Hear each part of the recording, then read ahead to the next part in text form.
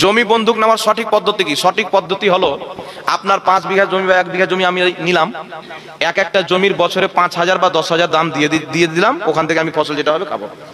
কিন্তু যেইভাবে বর্তমানে লাওয়া হয় 1 লাখ টাকা দিয়ে 1 বিঘা জমি নিয়ে নিল, ও যতদিন পর্যন্ত টাকা না দিতে পারবে ও জমি বেহে খাবে, এটা সম্পূর্ণ নাজেজ এবং হারাম, এক প্রকারের সুদ বললেও চলে। কথা বুঝতে পেরেছেন? তো এইভাবে কেউ করির জমি নেবেন না, যেটাকে বন্ধক বলা হয়। আরেকটাকে কি বলা হয়? তো কন্ট্রাক্ট না কি বলা হয়? কন্ট্রাক্ট মনে হয় বলা হয়, রেহান।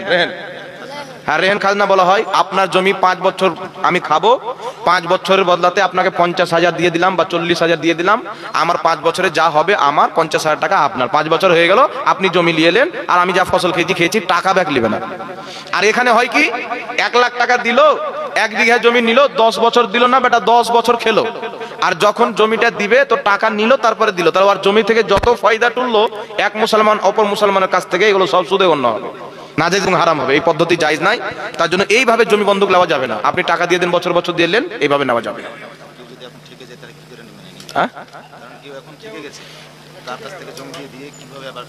ঠিকে গেছে মানে বুঝতে পারলাম না কথাটা, সহজ বাংলাতে বলো। হ্যাঁ, জমি বেচে দিবে ভাই, সুদ কেনে খাবে?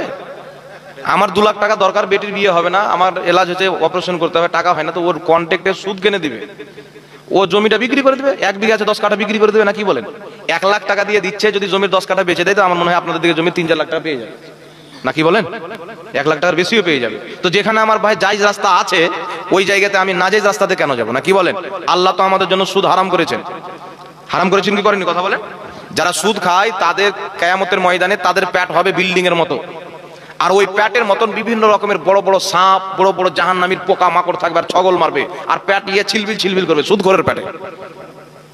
আর এখন যে সুদখোররা সিটিং হয়ে ঘুরে বেড়াচ্ছে না, এত রকমের আযাব হবে, সবচাইতে নিকৃষ্ট আযাব আল্লাহ সুদখোরকে দিবে। কথা বুঝতে পেরেছেন? এই জন্য সুদ থেকে আমাদেরকে বেঁচে থাকতে হবে। মুসলমান আর সুদ এটা কোনোদিন হতে পারে না। তাই সুদ থেকে বেঁচে থাকবেন। যারা সুদ খায়, যারা শরাব পান করে, এরা কিয়ামতের ময়দানে নবী পাক সাল্লাল্লাহু আলাইহি সাল্লামের হাতে হাউজে কাউসারের পানি পাবে না। মাথার উপরে সূর্য থাকবে, মাথার মগজগুলো পিঘলে পিঘলে কান দিয়ে বের হবে।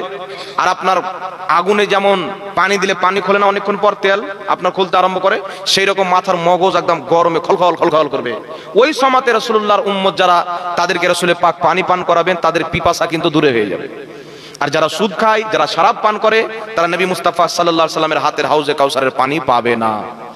কথা বুঝতে পেরেছেন বাবা? তো আমরা হাউজে কাউসারের পানি পান করতে চাই কি চাই না? আর জোরে বলেন, চাই কি চাই না? নবীর শাফাত চাই কি চাই না? তাহলে চাইলে সুদ ছাড়তে হবে কি হবে না? যেই প্রকারের সুদ হোক, এই সমস্ত সুদ কিন্তু বাবা আমাদেরকে ছেড়ে দিতে হবে। কথা বুঝতে পেরেছেন?